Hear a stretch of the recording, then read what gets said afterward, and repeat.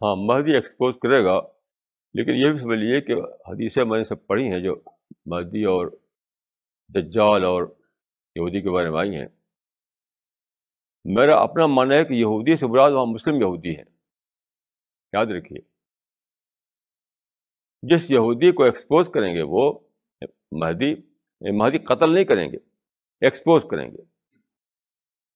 تو میرے اپنے اسٹڈی کے مطابق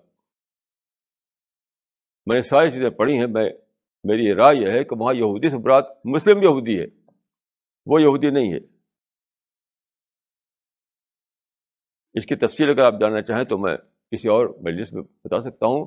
اس وقت میں یہی کہوں گا کہ حدیثوں میں جو آیا ہے یہودیوں کے قتل کی بات، وہ قتل سے مراد ایکسپوز کرنا ہے ان کو، گردن کاٹنا نہیں ہے. یہ دو باتیں میں عرض کر رہا ہوں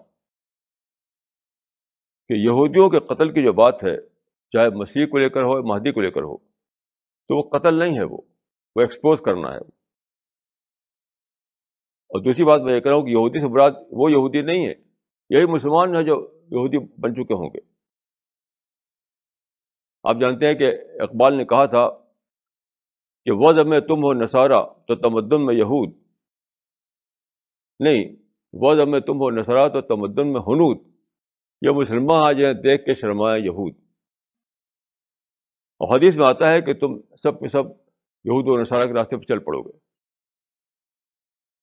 حتیٰ ولو دخلوا جوڑا زبن لدخلتموہ، یہاں تک کہ اگر وہ کسی گوہ کے بل میں گھسے ہو تو تم بھی بل میں گھس جاؤ گے.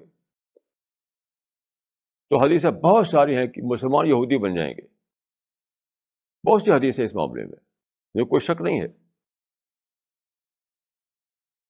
یہ واضح طور پر حدیثیں موجود ہیں کہ بعد کے زمانے میں مسلمان اتنا بگاڑ آئے گا کہ وہی ان کی حالت ہو جائے گا جو یہودیوں کی حالت ہے.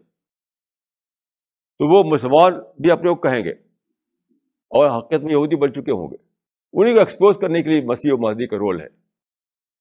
کوئی قتل وتل کی بات نہیں ہے، یہ کوئی جنگ ہوگی نہ قتل ہوگا. وہ لوگ جو حقیقتاً یہودی بن چکے ہوں گے، اوپر سے اپنے کو مسلمان ظاہر کر رہے ہوں گے، ان کو ایکسپوز کرنے کا ایک رول ہوگا جو مہدی اور مسیح ادا